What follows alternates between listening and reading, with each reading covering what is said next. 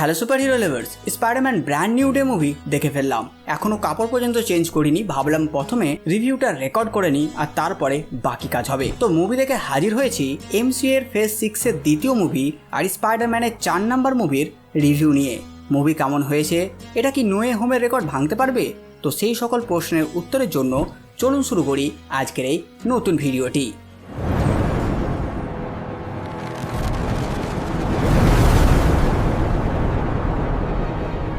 প্রথমে কথা বলে নেব এই মুভিতে কে কে আছে। তো Peter Parker, Ned, MJ, Bruce Banner, Punisher তো আছেই, সাথে স্যাডি সিং আছে একটি বড় চরিত্রে, আর দ্য নিউ অ্যাভেঞ্জার্সের একজন মেম্বারও আছে। যদি কাহিনীর ব্যাপারে বলি তাও স্পয়লার ফ্রি। তো এই মুভির ট্রেলারে, টিজারে, টিভি স্পটে যা যা দেখেছিলাম সেগুলোর 80% মুভির প্রথম 6 মিনিটেই শেষ হয়ে যায়, আর বাকি 20% পুরো মুভির মানে যা ভেবেছেন তার থেকে অনেক কিছুই দেখা বাকি। পৃথিবীর সবাই পিটার পার্কারকে ভুলে গেছে, কিন্তু সেই স্পাইডারম্যান হওয়া ছাড়েনি। সে নিউ ইয়র্কের ক্রাইম দিন প্রতিদিন আটকাতে থাকে আর শহরের প্রিয় এক সুপারহিরো হয়ে যায়। কিন্তু এই সময় তার ডিএনএ তে হয় কিছু প্রবলেম আর সে ব্রুসের কাছে যায় হেল্পের জন্য।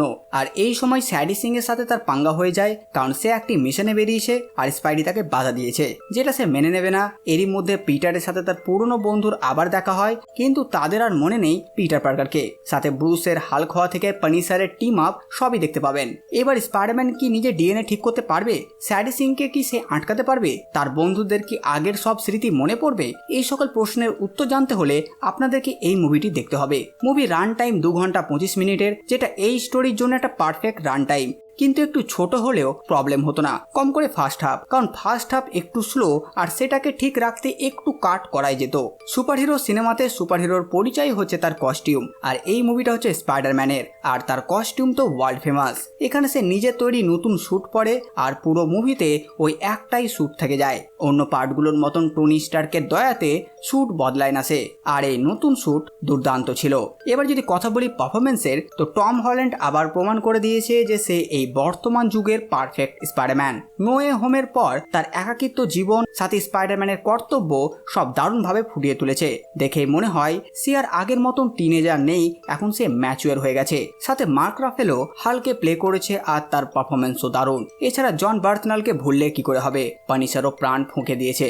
স্পাইডারম্যানের সাথে তার কেমিস্ট্রি কমিকের ফিল দেয়, আর বাকিরাও দারুণ প্লে করেছে নিজের নিজের ক্যারেক্টারকে। নেড, এমজে আর স্যাডি সিং প্রমাণ করে দিয়েছে সে এই ক্যারেক্টারকে প্লে করতে পারবে। যদি কথা বলি অ্যাকশন সিনের, তো এইবার ডিরেক্টর চেঞ্জ, আর তিনি সাংচি ডিরেক্টর ছিলেন আগে, আর এইবার স্পাইডারম্যানকে তিনি গ্রাউন্ডেড রেখে জমিয়ে দিয়েছেন। ট্রেলারে যা অ্যাকশন সিন দেখেছিলাম সেগুলো মুভির শুরুর মন্তাজেই শেষ।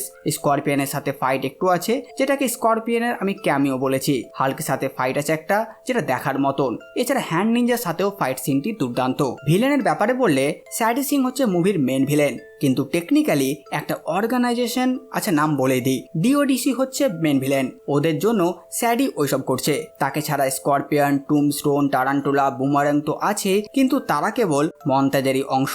হ্যান্ড নিনজারাও আছে, কিন্তু মেন ফোকাস থাকে স্যাডি সিং আর তার পাওয়ারের ওপর। আর থাকলো সিজিআই, তো সিজিআই খুব সুন্দর ছিল মুভির মধ্যে। হালকে সিজিআই কিছু ফ্রেম আমার চোখে ধরেছে, সেটা আমার নিজের ভুল হতে পারে, তাছাড়া বাকি কিছু খারাপ আমাকে লাগেনি। সোনি নিজের ইউনিভার্স বানাতে না পারলেও স্পাইডারম্যানকে নিয়ে কম্প্রোমাইজ সে করবে না। মুভির ভালো দিক যদি বলি, স্পাইডারম্যানের এক নতুন জার্নি, যেমন স্পাইডারম্যানকে আমরা সবাই দেখতে চেয়েছিলাম, যাকে সেট আপ করলো 3টে মুভি দিয়ে, আর অবশেষে সেই ফ্রেন্ডলি নেভারহুড স্পাইডারম্যান আমাদের সামনে। তার সুইং সিনগুলো দুর্দান্ত, মনে হচ্ছে গেম খেলছি, একেবারে গেমের মতন ভাইব। সুইং করে বিল্ডিং এর ছাদে গিয়ে কিছু ক্রিমিনালদের আটকানো, আবার সুইং করে পালিয়ে যাওয়া, সেগুলোর অ্যাঙ্গেল খুব সুন্দর। মানে এমসি এর মধ্যে এর আগে 3টে মুভির থেকে সুইং দুর্দান্ত ছিল। সাথে মুভিতে স্যাডি সিং এর ভয় বজায় থাকে, এমনকি স্পাইডারম্যানকে এখন ম্যাচিওর সেট আপ করা হয়, আর সেটা ফিলও হয়। ফ্যানদের জন্য এবার কিন্তু মাল্টিভার্সের কাহিনী না, বরঞ্চ গ্রাউন্ডেড স্পাইডারম্যান ফিরে এসেছে। পানিশারের সাথে স্পাইডারম্যানের বন্ডিংও দারুণ দেখিয়েছে, তাদের কমিক বুক মোমেন্টগুলো তৈরি করেছে। কিন্তু খারাপ দিকগুলো যদি বলি, হালকে শুধু সেট আপ করার জন্য এই মুভি, যাতে স্মার্ট হালকে স্যাভেজ হাল করে রেখে দিতে পারে আগামী সিক্রেট ওয়ার্স বা ডুমস্টের জন্য। সাথে স্পাইডারম্যানের অর্গানিক ওয়েব সেট আপ করতে এই মুভি বানানো হয়েছে, যাতে সিক্রেট ওয়ারে তার জাল শেষ না হয়ে যায়। আর আসল অর্থে এই মুভিটা হচ্ছে স্যাডি সিং এর, যাকে সেট আপ করতে স্পাইডারম্যানকে এনেছে। যদিও নিজের নিজের দিক থেকে দুজনই পারফেক্ট দিয়েছে, কিন্তু এটা তার স্টোরিকে সেট আপ করে। আর মুভির ফার্স্ট হাফ একটু ছোট করতে হতো, কিন্তু মুভি আপনাকে বোর করবে না। হেভি এনজয়েবল মুভি, আর মুভি ইমোশনের দিক থেকেও কানেক্ট করে যায়। যে হ্যাঁ বেচারার কাছে টনি নেই, তবুও সে নিজেই এইসব করছে, তার কষ্ট ফিল হয় আপনার। কিন্তু হ্যাঁ কিছু জায়গা দেখে মনে হয় ব্যাস এতটুকুই, এগুলো বলিউড মুভির মতন লাগে, আর বাকি ভিলেনদের একটু জায়গা দিলে বেটার হতো, কম করে টুমস্টোন। কিন্তু এই সব কিছু সাইড করলে মার্বেল ফ্যানরা তো এই মুভি দেখতে যাবেই, আর যারা ফ্যান নয় তারাও এই মুভি আরামসে দেখতে পারে।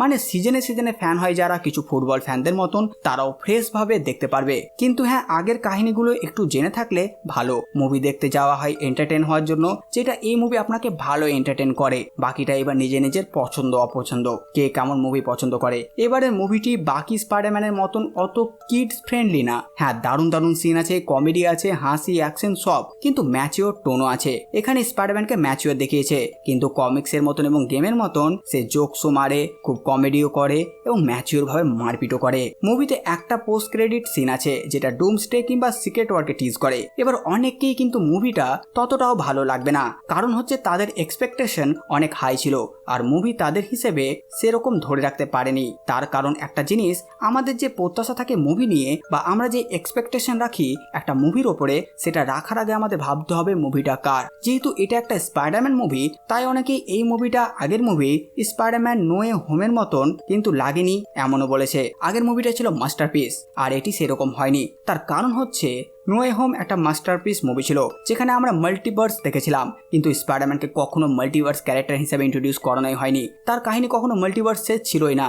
হ্যাঁ স্পাইডার ভার্স আছে, সেখানকার অনেক পপুলার কমিক্সের কাহিনী আছে, সেটা আলাদা ব্যাপার, কিন্তু স্পাইডারম্যানের মেন কাহিনী যদি আমরা তাকে চিনি, আসল স্পাইডারম্যানকে চিনি, তার সুপার হিরো ব্যাকগ্রাউন্ড সম্পর্কে জানি, তাহলে আমাদের এক্সপেকটেশন রাখতে হবে গ্রাউন্ডেড। যেমন স্পাইডারম্যান গ্রাউন্ডেড সুপার হিরো, একটা স্পাইডারম্যান যে ফ্রেন্ডলি নেবারহুড হিসেবে ঘুরে বেড়াবে, আর তাই সেই হিসেবে এই মুভিটা কিন্তু যথেষ্ট ভালো। আর যদি কেউ শুধু মাল্টিভার্স আর অ্যাভেঞ্জার্সের সঙ্গে কেন দেখায়নি, বড় সড়ো ফাইট সিন কেন ছিল না, মানে একদম অ্যাভেঞ্জার্স লেভেলের, তার জন্য মুভি ভালো লাগেনি, যদি এমন হয় তাহলে আপনি স্পাইডারম্যানকে চেনেনই না।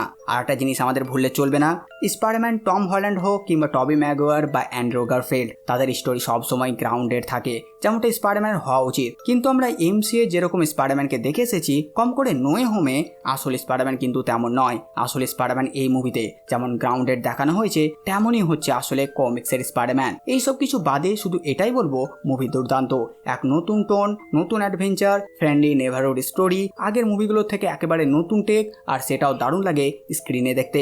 এই মুভিটাকে রোটেন টমেটোতে ক্রিটিক্স দিয়েছে 91% আর অডিয়েন্স 98। যদিও মুভি একদিন আগে ভারত ও কিছু জায়গায় এসেছে, তাই ওয়ার্ল্ড ওয়াইড রিলিজ হওয়ার পর অডিয়েন্স স্কোর বা রেটিং একটু কমতেও পারে। IMDb দিয়েছে 8.2 আউট অফ 10, আর আমি এই মুভিটিকে দেবো 9.7 আউট অফ 10। আপনারা আপনাদের রেটিং নিচে কমেন্টে লিখতে অবশ্যই ভুলবেন না। তো বাস বন্ধুরা, এই ভিডিও বাস এতটুকুই। আপনারা কমেন্ট করে জানান ভিডিও আপনাদের কেমন লাগলো, আর এই মুভির স্টোরি আপনাদের কেমন লেগেছে, কোন জায়গায় কি করলে আরো ভালো হতো। যদি আপনাদের কাছে কোনো ধারণা থাকে নিচে অবশ্যই কমেন্টে লিখবেন, আমি সেই সমস্ত কমেন্ট অবশ্যই পড়বো। তো বাস এই ভিডিও বাস এতটুকুই, দেখা হচ্ছে নতুন ভিডিও নিয়ে। ততক্ষণ দেখতে থাকুন বাংলা কমিক্স।